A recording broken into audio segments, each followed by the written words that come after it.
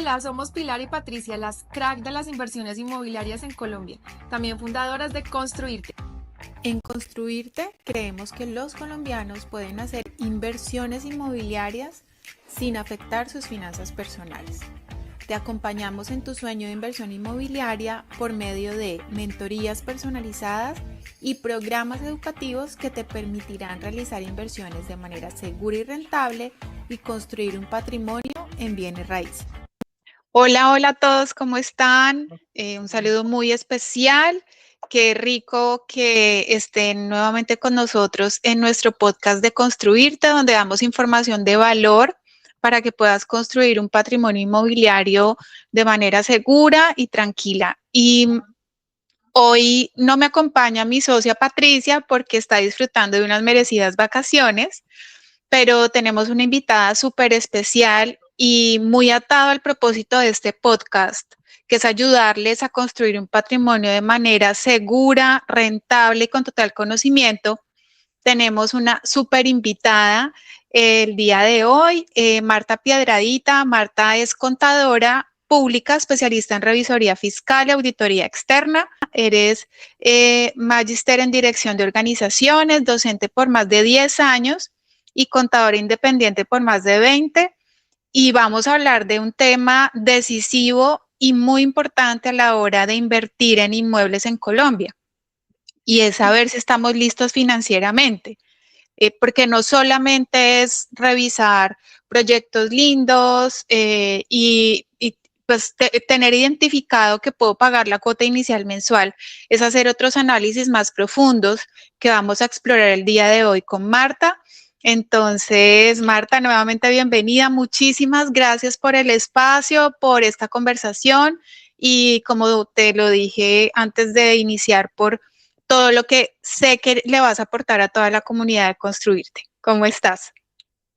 Bien, María del Pilar, muchísimas gracias a ustedes por la invitación. Contenta de estar acá compartiendo un poquito como la experiencia en estos 26 años de carrera que llevo ya transcurridos y compartir un poco no solamente de mi experiencia profesional, sino también mi experiencia personal en las finanzas personales y la capacidad que tenemos nosotros de poder identificar esa necesidad de poder tener una vivienda propia.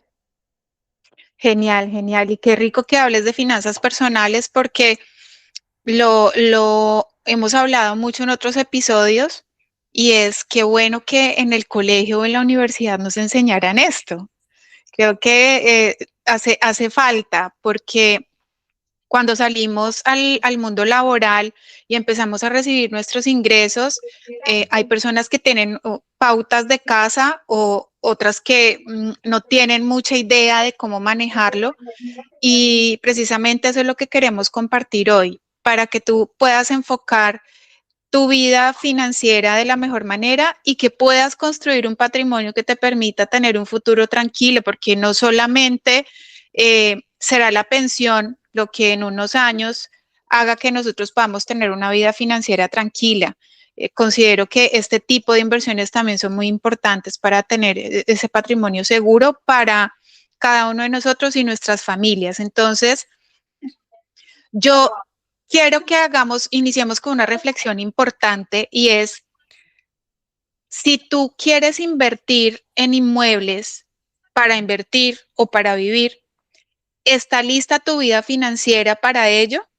Porque no solamente se trata de querer comprar, lo que les decía ahorita en la introducción, se trata de prepararse para que tomemos una decisión segura, responsable y que sea posible, que yo al final del mes no termine así por cumplir un compromiso con un constructor. Entonces, quiero iniciar preguntándote lo siguiente. Desde tu experiencia, Marta, ¿tú crees que invertir en inmuebles, comprar vivienda, empieza desde la forma en que aprendemos a manejar el dinero en casa? ¿Cuál crees que es esa base que impulsa a las personas a tomar esa decisión desde tu experiencia? Bueno, yo creo que tomar la decisión de comprar nuestra vivienda propia es una decisión que se debe analizar muy bien. Primero yo debo determinar si tengo o no una capacidad de endeudamiento para hacerla, ¿sí? Debo establecer si mis ingresos son los suficientes para poder cubrir no solamente la cuota del apartamento, de la casa que estoy comprando, sino que también con ello pueda subsanar todos los gastos fijos que tengo durante el mes. Además que no solamente es mensual, sino que es una proyección a los años en los cuales tú determines que vas a tomar el crédito de vivienda. Es decir, a veces las personas dicen, no, pues es que yo me estoy ganando 3, 4 millones de pesos, mi cuota vale 700,000 pesos y con el resto puedo vivir. Pero pues de ahí es donde existe esa organización que debe tener cada persona y es un presupuesto mensual y es un presupuesto a la proyección. Porque muy seguramente esa cuota en determinado momento o va a disminuir o bien pueda que sea fija, ¿sí? Pero el capital también puede ir disminuyendo o tú le puedes ir haciendo bonos a medida que se vayan generando más ingresos. Entonces yo pienso que es un tema como más de organización. Y yo me organizo si yo determino cuál es mi nivel de endeudamiento mensual y una proyección a 4 o 5 años, yo puedo determinar perfectamente un esquema de capacidad de endeudamiento. Es más, tengo muchos clientes que lo hacen y son supremamente juiciosos. Es decir, van adquiriendo inclusive muchísimas más inversiones en este tipo de patrimonios que son estas viviendas, estos activos fijos, y a los 4 o 5 años compran otro apartamento, compran otro predio y lo van empezando a pagar a medida que va transcurriendo el tiempo, ¿sí? Se programan muy bien y ya después terminan con un patrimonio muy sólido. Es más, también pueden empezar a vender esas inversiones, se vuelven líquidas y vuelven otra vez a reinvertir. O sea que el tema es como un poquito más de organización en el tiempo, determinar cuáles son mis ingresos, cuál es mi capacidad de endeudamiento, hasta dónde puedo llegar yo a pagar cierta cuota, cierto monto, y también teniendo presente que no solamente es pagar, como dices tú, a la constructora esta o a la entidad financiera de esta cuota, también yo tengo que determinar cuáles son mis costos fijos, mis gastos fijos adicionales, imprevistos, etc. Sí, en eso tienes mucha razón porque al final tú terminas pagando muchas más cosas, los gastos notariales y de registro cuando recibes el inmueble, los impuestos, la administración, los servicios. Entonces, sí, se deben considerar todos esos elementos. Para ti, ¿qué tanto influye la educación financiera que hemos recibido en casa para de adultos tomar decisiones financieramente responsables y hacer inversiones que sean responsables, independiente de la inversión? Es muy relativo, o sea, yo pienso que puede ser un 80%, porque ese otro 20% de la población aprende coloquialmente a los tramacazos. Y eso en el sentido en que cuando la educación financiera viene de casa, tú eres educado para todo. Entonces haces tu presupuesto, determinas cuál es tu nivel de endeudamiento, hasta dónde puedes invertir, cuál es el punto fijo de las inversiones. O sea, eres muy juicioso con todas tus finanzas, porque así fuiste educado, ¿cierto? De pronto tú has sido educado así, pero de pronto no eres tan organizado y tiendes y te quiebras y con la quiebra aprendes también, ¿sí? Entonces ahí está ese otro 20% de la población que ha aprendido porque se ha quebrado, porque de pronto no optimiza muy bien sus recursos, porque puede que tenga muy buenos ingresos, pero no es tan organizada, entonces lógicamente tiende a la quiebra, pero con eso aprende. Entonces es muy relativo, o sea, de pronto sí puede ser un 80% de la población que sí son muy educados financieramente porque así mismo fueron educados en sus familias, y ese otro 20% de la población puede llegar a aprender por sus mismas experiencias. Sí, de acuerdo. Nosotros en la constructora, desde el área comercial, vemos que muchas personas llegan con ese sueño de comprar vivienda, pero también con muchas dudas. Hay un porcentaje pequeño de personas que tienen claro cómo componer ese plan de pagos y hasta dónde pueden llegar. Y hay personas que definitivamente no y necesitan mucha información previa. Entonces, yo considero que sí es importante la formación, complementando un poco lo que tú dices, la formación de casa, pero también la intención, ¿no? Que realmente exista esa voluntad de hacer una inversión para que se valorice en el tiempo, porque las personas sí llegan con muchas dudas. Eso es algo que nos genera mucha curiosidad, sobre todo las personas que quieren comprar su primera vivienda y que quieren comprar su vivienda de interés social. Realmente no están muy familiarizados con el tema, por ejemplo, de cómo acceder a crédito, si es mejor que esperen. Y al final nosotros nos volvemos como unos asesores también financieros en ese sentido, porque pues si no estás listo, no estás listo. Tomar la decisión de invertir en vivienda, en un inmueble, pues es una decisión grande, es una decisión muy importante. ¿Por qué crees muy atado a ese proceso de organización de las finanzas personales? ¿Por qué crees que existe ese miedo de invertir? ¿Crees que es desconocimiento, que nos falta educación financiera? ¿Qué crees que pasa? Pues yo pienso que la gente siempre es temerosa. Cuando tú tiendes a ser más organizado, eres un poco más temeroso al riesgo. Entonces, generalmente cuando uno empieza a asesorar a las personas y a decirles, bueno, es que estás comprando tu vivienda, si pagas un arrendamiento puedes pagar perfectamente la cuota de tu vivienda porque va a ser tuya, estás adquiriendo tu patrimonio a largo plazo. Y ese es lo primero que siempre te dicen es, ay, pero si me quedo sin trabajo. Generalmente ese es el temor de las personas, no tener el ingreso suficiente para poder cubrir esta cuota, pues porque generalmente lo primero que suple la familia es su canasta familiar. Entonces, bueno, yo suplo los alimentos y me quedo sin trabajo, pero entonces no llego hasta allá, hasta pagar la cuota del crédito de vivienda. Entonces, si uno de pronto le explica a la persona que siendo un poco más organizado y realizando de pronto un ahorro programado puede tener un colchoncito, por así decirlo, para subsanar esos riesgos que de pronto puedan venirse en el tiempo, es una buena opción para decirles, no, mire, tranquilo. Si usted tiene 2, 3 cuotas guardaditas mientras que pronto vuelve y consigue trabajo, pues ahí tiene para pagar su crédito de vivienda. Es mucho más fácil cuando el hogar está compuesto por 2 personas, ¿sí? Una pareja. Entonces una subsana a la otra. Entonces ahí uno dice, bueno, listo, el riesgo no es tan alto. Cuando el riesgo es tan alto es tratar de hacerle entender a la persona de que puede, dentro de su organización financiera, tratar de tener ese colchoncito o ese ahorro programado para poder subsanar 3, 4 cuotas de su crédito de vivienda. Sí, de acuerdo contigo. Cuando se hace entre dos es mucho más fácil. Sí, Pero sí. complementando un poco lo que tú dices, yo también pues acá aportando desde la experiencia del otro lado, siendo constructores, hay algo que me encanta sugerirle a la gente y es no compres con la emoción del momento únicamente, sino con información precisa a futuro. Entonces, en el caso de los créditos, sí es muy importante que hagan una proyección de en cuánto les queda esa cuota, porque sorpresas te da la vida. Es decir, hoy, por ejemplo, hay una tasa efectiva anual del 13%, pero no es la misma tasa a la que te van a desembolsar en 2 años cuando termines de pagar tu inmueble y lo vayas a escriturar.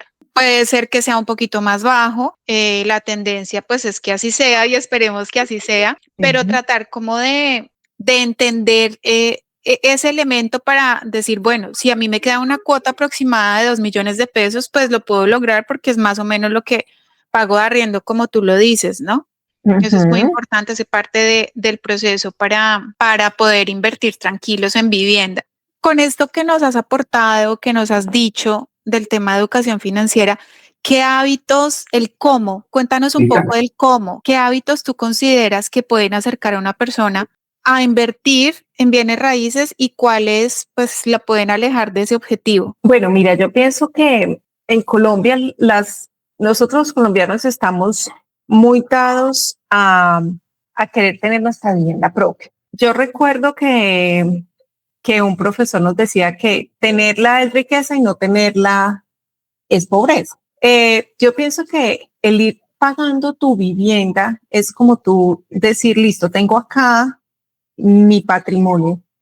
Puede ser que tenga un crédito, sí, dependiendo del tipo de crédito que de pronto por medio del cual se adquiere este tipo de vivienda, pero yo lo estoy adquiriendo en el tiempo y tengo también que entender que este patrimonio, por así decirlo, se me va a valorizar en el tiempo, así como tú hablabas ahora de la cuota. Claro, yo tengo que proyectar que mi cuota hoy tiene un interés efectivo anual del 11%, pero muy posiblemente puede tener un interés mucho más alto, mucho más bajo, de acuerdo a la especulación financiera o cómo lo determina el gobierno. Pero entender que ese patrimonio se me puede valorizar en el tiempo y que yo hoy puedo comprar una vivienda de 120 millones de pesos y al año me puede ya costar 140, es una valorización de mi patrimonio, es muy importante. Entonces, no solamente es pensar que estoy comprando vivienda, sino que también estoy enriqueciendo mi patrimonio y mi patrimonio familiar, ¿sí? Entonces, bajo esta premisa, yo pienso que ser organizados es determinar cuál es como la meta familiar que se tiene o la meta individual, ¿sí? Si yo quiero tener mi vivienda, yo ojalá pudiera hacer una programación de ahorro para poder tener por lo menos para la cuota inicial. Si yo tengo una programación de ahorro y puedo llegar a tener mi cuota inicial, maravilloso, porque yo ya puedo empezar a decidir en el mercado qué debo comprar o qué quiero, ¿cierto? Primero qué quiero. Entonces ya selecciono dentro de la oferta de constructoras que haya. Entonces, si yo puedo programarme en el tiempo y puedo realizar un ahorro programado para poder determinar esa cuota inicial que yo quiero para comprar esa vivienda, sería ideal, ¿sí? Eso lo ve uno como muy efímero, pero sí hay personas que lo hacen, ¿sí? Hay personas que ahorran y dentro de su ahorro programan dentro de su presupuesto. O sea, estos 500,000 pesos mensuales son para la cuota inicial de mi vivienda. Y cuando tú vas a ver, ya son 10, 15 años que vienen ahorrando, ya tienen mucho más del 30% de la cuota inicial de un predio.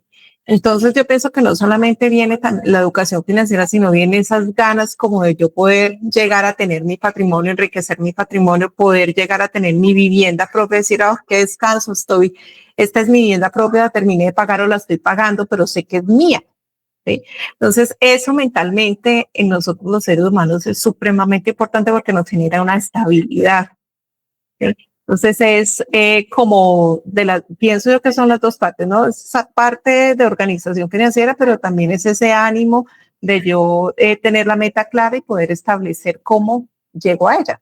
Sí, qué bonito lo que dices, porque se alinea mucho a lo que te quiero preguntar ahora y es definitivamente cuando invertimos en bienes raíces, no solamente hablamos de números, sino también de mucha mentalidad, disciplina y visión. Porque nos encontramos personas que dicen, no, pues es que para yo invertir tengo que tener plata. Y resulta que hay constructoras que con 1,000,000 de pesos ya te permiten separar un inmueble y te dan un plazo de 2 o 3 años para ir ahorrando y pagar la cuota inicial.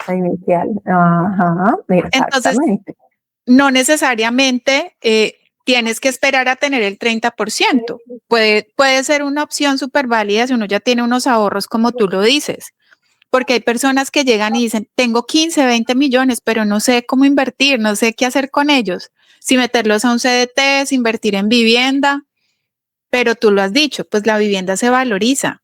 Claro, claro que sí. No se valoriza igual. ¿Cuál es esa diferencia? Porque me la preguntan mucho, no sé si tienes claro financieramente hablando qué conviene más, porque nos lo preguntan, no, yo mejor dejo la plática en un CDT un tiempo en lugar de invertir en un proyecto. Bueno, por experiencia yo creo que lo mejor es invertir. Okay. Mira que tú lo dices, tú lo dijiste ahora, o sea, las constructoras ya se acomodan a la necesidad de las personas y si tienen un ahorrito le pueden decir, bueno, te falta el 15%, dime cómo lo puedes pagar durante este tiempo mientras que inicia el proyecto. Entonces yo ya me puedo programar y sé que ese dinero que yo voy a invertir es un dinero a largo plazo que se va a valorizar muchísimo más en el tiempo. ¿Qué pasa con los CDTs? Tú en este momento dices, esta es la cuota de interés, pero yo no sé en realidad en cuánto vas a estar dentro de los 3 meses que se hace efectivo el primer término, ¿cierto? Porque las cuotas son variables todos los meses y es totalmente especulación financiera. Entonces, a título personal y por experiencia, pienso yo que es mucho más rentable y mucho más seguro invertir en vivienda. Se está valorizando más, estás no solamente pagando lo tuyo, como te lo estaba diciendo ahora, sino que sabes que en el tiempo se va a valorizar muchísimo más el predio. Indiscutiblemente, si tú tienes 100 pesos en un banco, en un CDT, esos 100 pesos te van a generar rendimientos. Pero si tú tienes 100 pesos y lo inviertes en un inmueble, en unos años, esos 100 pesos se pueden convertir en 200 En y te 200. puede generar rendimientos que, pues, si tú quieres arrendar el Exactamente. inmueble, esa es la gran Exacto. diferencia, que Renta la de capital. inversión. Exactamente, Ujú. entonces sí, qué bonito análisis y qué pertinente porque no muchas personas tienen claro cuál es la diferencia y pues son más conservadores y pues prefieren poner su dinero en un CDT. Marta, hablando de mentalidad, que ahorita lo analizábamos y de organización, ¿tú qué le dirías a una persona que en estos momentos quiere comprar vivienda, pero tiene ese sentimiento, esa mentalidad que todavía no está muy lejos de lograr? Es que no tengo ahorros, tengo deudas, pago arriendo, ¿cómo hago? ¿Qué le dirías a esa persona? A esas personas, bueno, yo pienso que el querer siempre es el poder. A veces, primero, yo debo tener claro cuál es la meta que yo quiero. Si yo quiero tener una vivienda propia, debo organizarme primero. Entonces, listo, tengo mis deudas, pero ¿qué es lo que debo hacer primero cuando tengo deudas? Tratar de subsanarlas o tratar de pagarlas. Si yo veo que es muy difícil pagar las deudas en el tiempo, puedo hacer también una programación de pagos en el tiempo, una compra de cartera, bueno, tantas opciones que hay en el mercado financiero para yo poder empezar a pagar mis deudas. Pero el estar endeudado no quiere decir que yo no pueda ahorrar. Yo puedo ahorrar. Si yo tengo ingresos, yo puedo organizarme con esos ingresos, pagar lo que yo estoy debiendo en el momento por medio de una programación de pagos y también puedo empezar a ahorrar. Si yo sé que puedo empezar a ahorrar y empiezo a ahorrar en un término de 5 años, yo ahí ya puedo definir si yo puedo o no poder adquirir un crédito de vivienda. Si yo puedo adquirir un crédito de vivienda, perfecto, porque entonces ya he subsanado mis deudas, ya puedo tener una capacidad de endeudamiento mucho más grande y tengo ahorros, que eso también lo ve el banco, ¿no? Cuando tú vas y solicitas la capacidad que tú tienes de endeudamiento, lo primero que ve el banco es, bueno, ¿dónde está endeudado? ¿Cuáles son sus ingresos? ¿Tiene ahorros? ¿No tiene ahorros? Es lo primero que le verifica a uno el banco. Entonces es eso, es como programarse en el tiempo, poder definir cuál es la meta, poder estructurar, reestructurar mis deudas y poderlas pagar en un tiempo no tan largo, pienso que por ahí de 5 años máximo. Ya en 5 años tú ya defines qué puedes hacer. Si tienes ya la capacidad para comprar vivienda y si puedes con los ingresos o los ahorros que tienes y programarte un poquito más para terminar de pagar esa cuota inicial de la que tú hablas. Bueno, yo pienso que es eso, como la meta, ¿no? Ponernos una meta clara. Marta, sí, muy importante. Organizarse y estructurar un plan a 5 años, eso me encanta, porque del afán no queda sino el cansancio. Hablando de eso, mira que también hemos identificado que muchos de nuestros clientes, antes de tomar la decisión, tienen miedos con los términos financieros, el crédito. Hay personas que dicen, no, un crédito, no, yo no me voy a endeudar con un banco. Yo de dónde voy a sacar la plata para la cuota inicial, qué es eso de la capacidad de endeudamiento, si es que yo tengo tarjetas de crédito pero yo ni las uso, ¿cómo así que endeudamiento de dónde? Historial crediticio, y yo dónde carambas veo cuál es mi historial crediticio. Pues son temas técnicos pero que definitivamente necesitamos saber para entender si nuestras finanzas afuera pues son sanas o no son sanas, si somos atractivos para la banca o no. Mm, ¿Cómo podemos explicarle a las personas que nos están viendo y nos están escuchando qué es esa capacidad de endeudamiento y por qué es importante poder trabajarla, lo que tú nos decías ahora, hacer como ese análisis? Cuando uno le explica a una persona que de pronto no, sus conocimientos son básicos en finanzas, es más hacerle entender que lo que gana o ese 2 millones, 3 millones, 4 millones que gana, si con esos 4 o 3 millones de pesos que gana, subsana todos sus gastos y queda algo, ¿cierto? Llámese crédito, gastos familiares, de educación, etc.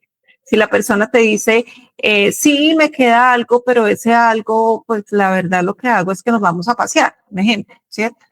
O sí queda algo, pero resulta que a mí me encanta comprar ropa o bueno, la gente tiene gustos, ¿cierto? Entonces ahí es donde tú les dices, bueno, listo, entonces vamos a mirar si en realidad tu capacidad para adquirir ese crédito es óptima. Eso se llama una capacidad de endeudamiento.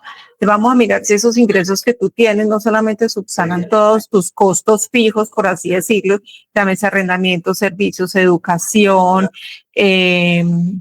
alimentación, todo eso, ¿qué te queda? Entonces a veces la gente dice, sí, me quedan 500, 600 mil pesos. Bueno, tienes una capacidad de endeudamiento de 500, 600 mil pesos. Entonces es ahí donde yo puedo decirte, bueno, entonces vamos a programar en el tiempo un ahorro programado. Entonces coge de esos 500, no los vas a ahorrar todos porque generalmente no llega hasta allá, pues entonces saca 400 y empiezan a ahorrarlos, ¿cierto? Entonces mira que si tienes esa capacidad de endeudarte, que a futuro puede ser mayor si empiezas a realizar este ahorro programado.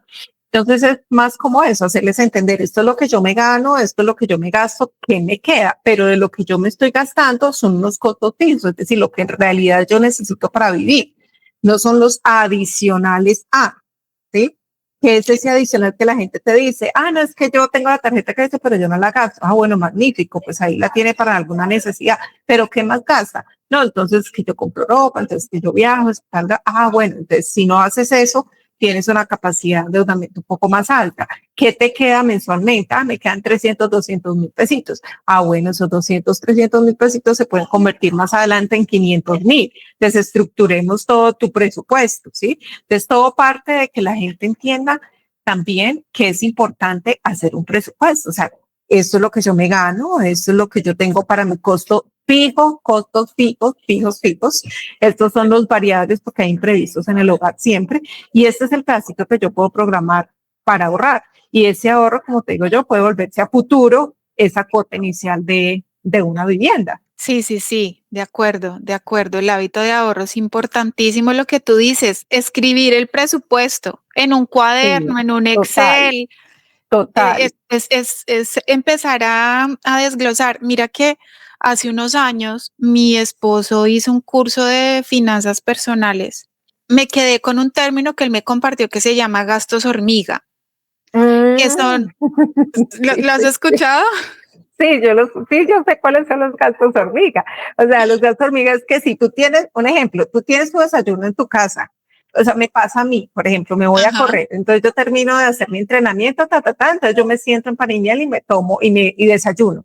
Pero entonces si yo sé que este desayuno yo lo tengo en mi casa y que puedo ir a tomármelo, a comérmelo en mi casa y que yo ya lo he comprado, para mí eso se vuelve un gasto hormiga. ¿Sí? Claro. Entonces esos 20, 25 mil pesitos de gasto hormiga se pueden volver en ahorro. ¿Sí? De acuerdo.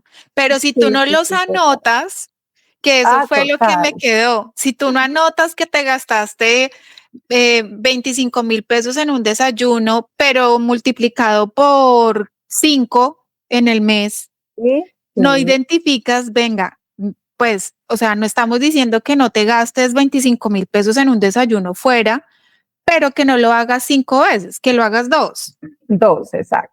Sí, porque ese tema de disfrute, de darte esos gustos, siento que también son muy importantes para tener unas finanzas sanas, que tú tengas una parte del dinero para ti, para disfrutar de cosas que te gustan.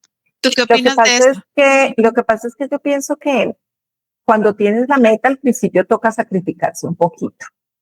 Entonces, si tú tienes la meta clara y sabes que tú quieres llegar a ahorrar 300, 400 mil pesos, esos gastos hormiga deben sacarse totalmente del presupuesto, ¿sí? Mira que tú ahora decías ahora que escribir en un cuaderno. Yo recuerdo y todavía veo que mi madre escribe en un cuaderno, ¿sí? Entonces ella tiene el valor de su pensión, que son sus ingresos, y ella al ladito a mano escribe cuáles son sus gastos y sus costos fijos. Y ella tiene todos esos gasticos hormiga que llamamos nosotros y ella los anota. Entonces mira lo bonito porque es educación también, ¿cierto? Y es la herramienta que se tiene en el momento para poder hacer su conteo de lo que le queda y etc., ¿sí?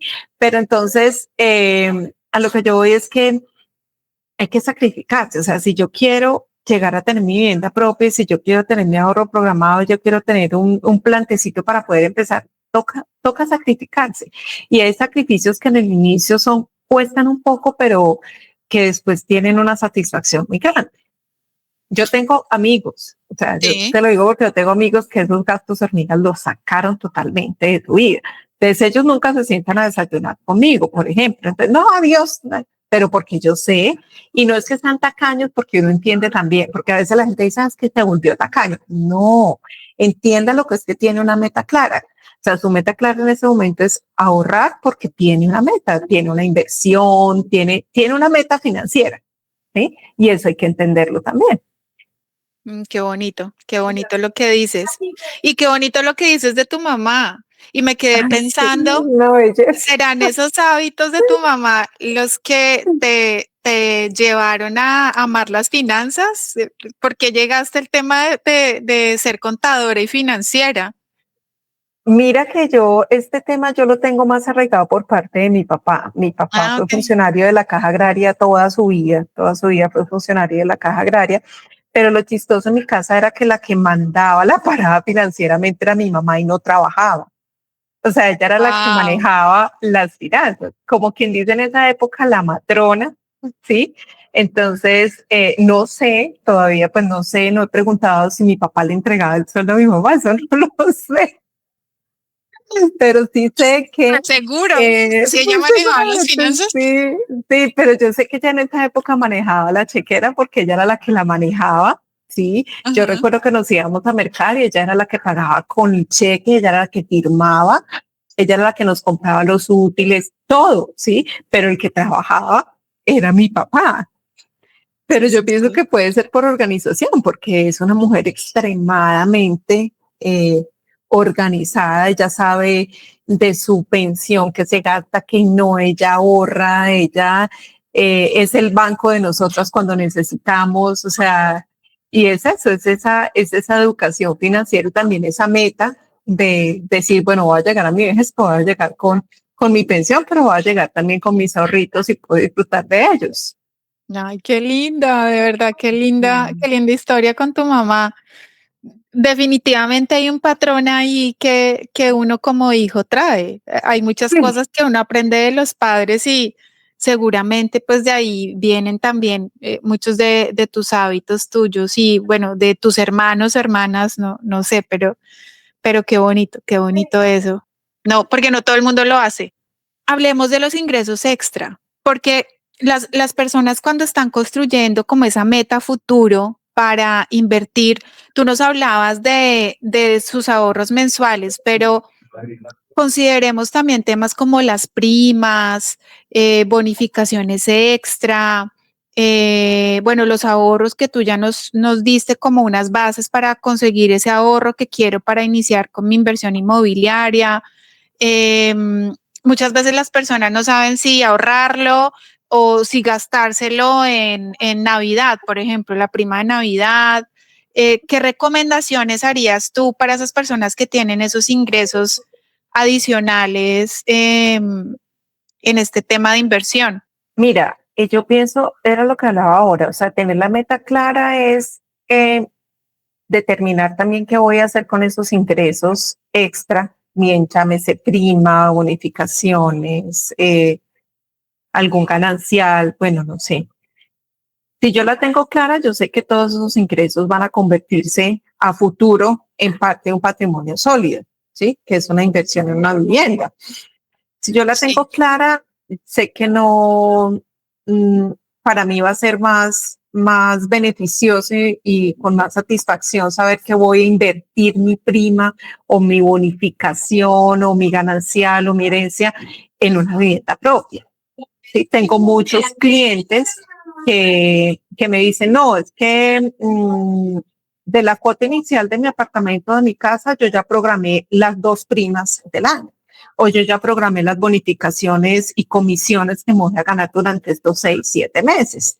Entonces, la tienen tan clara que saben que no solamente va a ser parte de su ahorro, sino que este tipo de prestaciones sociales van encaminadas al cumplimiento de ese sueño que tienen o de esa meta que es invertir en vivienda. O sea, ya eso hace parte como de una cultura, pienso yo. Entonces, no, yo no los veo como un sacrificio, yo veo más como la inversión, o sea, voy a tomar estas prestaciones y voy a invertirlas en lo que yo necesito o en lo que yo quiero, que es diferente, ¿cierto? En esa meta que yo quiero.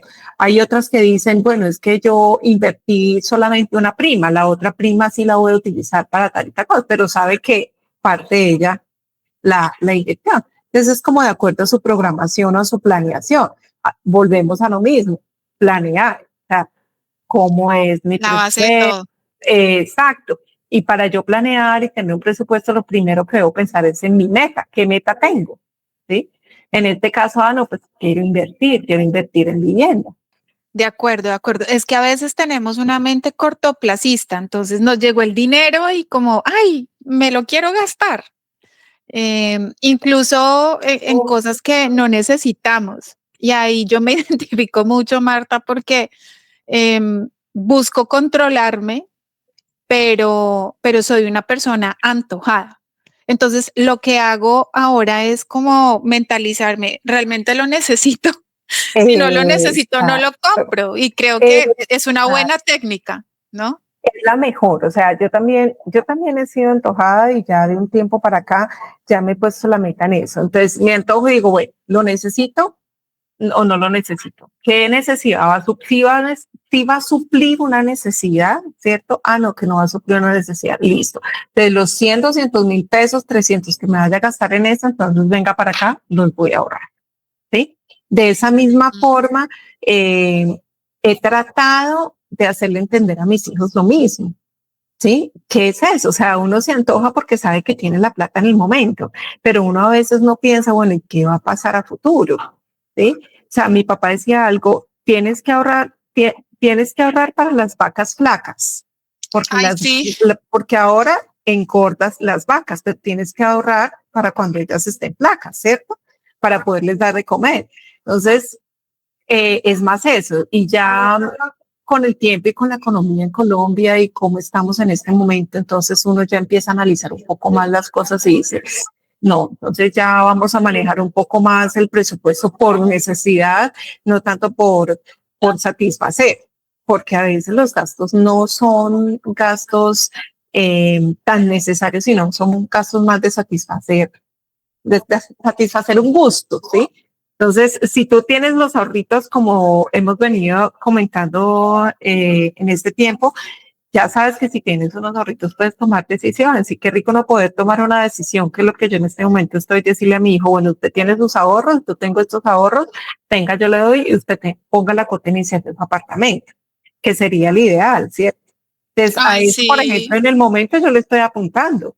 Yo vivo con mi hijo y yo le digo, él tiene 22 años, es Sí. ingeniero mecatrónico, está terminando su especialización, ya está trabajando, ya va a cumplir un añito trabajando. Yo no le dejo gastar en mi casa nada. Yo le digo, listo, acá simplemente vienes, cumples con lo que tienes que cumplir y me ayudas y tu platica, échatela al bolsillo porque yo sé cuál es tu expectativa de vida. Él quiere comprar su apartamento. Entonces, Ay, yo le estoy ayudando a ahorrar por ese modo, ¿cierto? Pero yo también estoy ahorrando por mi parte para poder llegar a decirle, mire, entonces tenga, esta es parte de la cuota inicial de su apartamento, usted con lo que tiene ya puede adquirir. ya. Ay, qué Entonces, bonito. una meta en conjunto, ¿no? Yo le ayudo porque no le digo que me pague absolutamente nada, mejor dicho, sus ingresos son sus ingresos, y yo por mi parte también estoy ahorrándole para que él pueda tener la cuota inicial de su apartamento. Ay, qué bonito, Marta. Por ejemplo, en el caso de tu hijo, que es un chico joven, que recién empieza su vida laboral y que tiene ese sueño, aparte de lo que tú dices de ahorrar, ¿cuáles serían como esos 3 primeros pasos que deberían dar los chicos para hacer esa primera inversión? Yo pienso que tener tan claro qué es lo que quieren, porque muchas veces los muchachos en este momento lo que buscan es o viajar, ¿sí? O sea, los muchachos ahora son supremamente cualificados. O sea, a mi hoja de vida le quedan palotes a un muchacho en este momento de 35 años. Yo tengo mi sobrino y ya por la segunda maestría y tiene 3 especializaciones. Entonces yo digo, brutal, que es esto tan impresionante. Pero les falta algo que de pronto uno se adquiere en el tiempo, es esa experiencia y la experticia.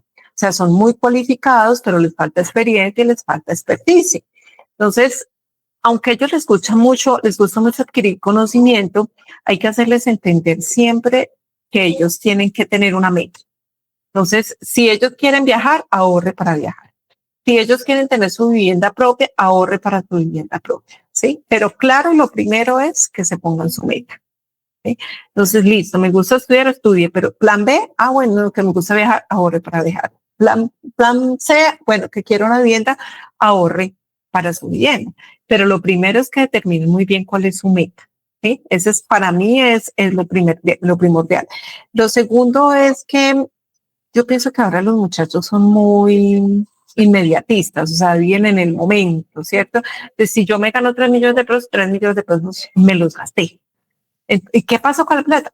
No, me la gasté. ¿En qué? No, pues que salí a cine, salí a comer, ellos son de comer todos los días, no sé qué. Entonces, ¿dónde está tu planeación? Empieza a hacer la planeación de tus sueños, ¿para dónde vas? ¿Sí? No, entonces sí, yo sé, no puedo salir todos los días, entonces solo el fin de semana, entonces una vez al cine en el mes, ¿sí? O sea, son muchos tipsitos que de pronto uno les puede dar y ya es cuestión de que ellos determinen cuál es su prioridad. Yo di gloria a Dios con la bendición de que mi hijo es mucho más juicioso que yo. Maravilloso. Entonces él es, mejor dicho, no es tacaño, yo es muy juicioso con sus recursos. Y es eso, entonces pienso yo que es eso, o sea, determinar muy bien cuál es mi meta, qué es lo que yo quiero y basado en eso empezar a estructurar mi vida financiera, mi presupuesto. Y tan rico que se siente cuando uno cumple una meta que se ha trazado, ¿no? Es una satisfacción enorme. Eso es una bendición, eso es una bendición. Yo pienso que, o sea, yo tengo una historia de vida un poco especial y es que yo duré casada 20 años, de los 20 años yo ayudé al papá de mis hijos con toda su vida financiera, pero para mí era una sola canasta, ¿no? Entonces, para mí era la canasta de mi hogar. Entonces, todos aportamos para esa canasta. Yo le ayudaba a pagar el apartamento, yo le ayudaba con los gastos de los niños, con todo, pero yo nunca pensé en mis finanzas personales, que es algo que uno tampoco puede dejar de lado. Entonces, ya cuando nos divorciamos, yo dije, ¿con qué quedé? Yo no quedé con nada. Entonces, cuando él me dijo, le vendo el apartamento, yo dije, Señor bendito, ¿y yo con qué le voy a comprar el apartamento si yo no tengo un peso? Todos mis ahorros siempre han ido para esa canasta, pero yo personalmente no tengo plata. Entonces apareció el ángel, ¿cierto? Y mi madre me dijo, yo le doy tu herencia, usted verá qué hace. Entonces yo dije, listo, mi herencia es que voy a comprarle el apartamento al papá de mis hijos.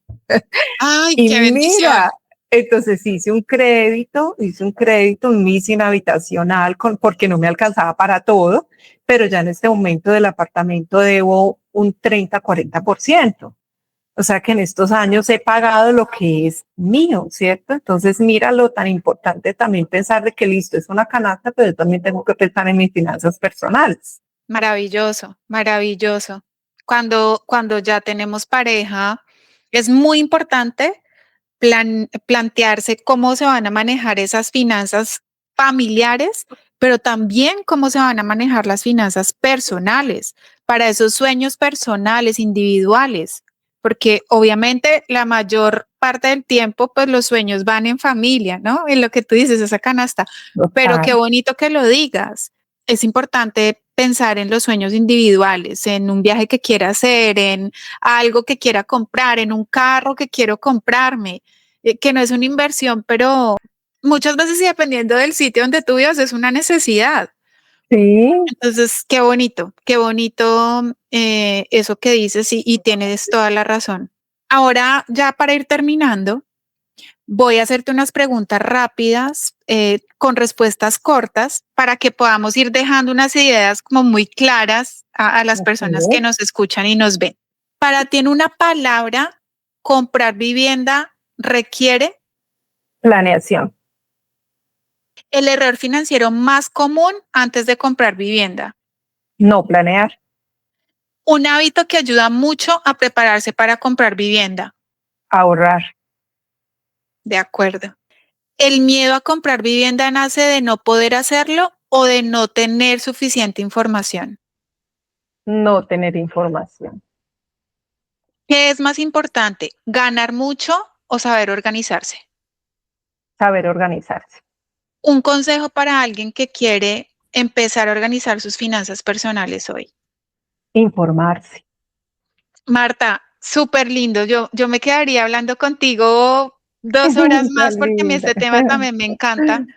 Nosotras Sí. no vendemos apartamentos, nosotras vendemos inversiones, vendemos construcción de patrimonio y este tema de las finanzas nos gusta mucho profundizarlo porque hace parte como de esa responsabilidad que tenemos como constructores de darle elementos a las personas para que tengan una vida financiera tranquila, incluida esa inversión que hacen con nosotros o en la constructora que decidan hacerlo, o si quieren comprar un inmueble usado, pero definitivamente pues quien tiene la información tiene el poder. La vida financiera se vuelve mucho más sólida cuando invertimos y cuando tenemos esa seguridad, lo que tú nos decías, tener un inmueble te da tranquilidad. Y ese dicho también era de mis papás, si tú tienes un inmueble, si tú no lo tienes, eres pobre, y si lo tienes, eres rico. Bueno, no me acuerdo bien, pero cuando lo escuché, y Sí, sí, sí, sí. indiscutiblemente, es un activo refugio y te da la posibilidad de tener un recurso para cualquier cosa que necesites en cualquier eventualidad. Muchas gracias, Marta, muchas gracias. ¿Qué mensaje final que quisieras dejarle a las personas que estén escuchando el podcast para que cumplan ese sueño de comprar vivienda? O sea, la meta clara, ¿sí? La Ujú. meta clara, que construyan su sueño a través de una meta establecida, no solamente como familia, sino a título también personal, que sigan soñando, que son bendiciones, o sea, el soñar es una bendición. Y el tú poder soñar y poder construir una meta y poder trabajar para ella es una bendición. Entonces, que no dejen de soñar y que se Ay, qué lindo. informen y que qué bueno que ustedes construyan sueños, porque construir vivienda es construir un sueño, ¿no? Es totalmente alineado a lo que nosotras creemos. Marta, nuevamente gracias. Me Ay, a encantó conocerte. ustedes, Me tan linda, encantó a mí hablar también me encanta. contigo. Muchísimas gracias, María del Pilar, por la invitación. A todos, muchísimas gracias. Si este episodio les ayudó, compártanlo con alguien que sueñe con comprar vivienda o que quiera prepararse para invertir en el sector inmobiliario. Y recuerden seguirnos en @construirte en YouTube y en Spotify para que puedan tener más contenido de valor sobre vivienda, inversión, educación financiera. Y bueno, muchas gracias. Que tengan un lindo día. Adiós a todos. Si quieres empezar a educarte sobre inversiones inmobiliarias, únete a nuestro grupo de WhatsApp de Inversionistas Pro y recibe contenido educativo toda la semana.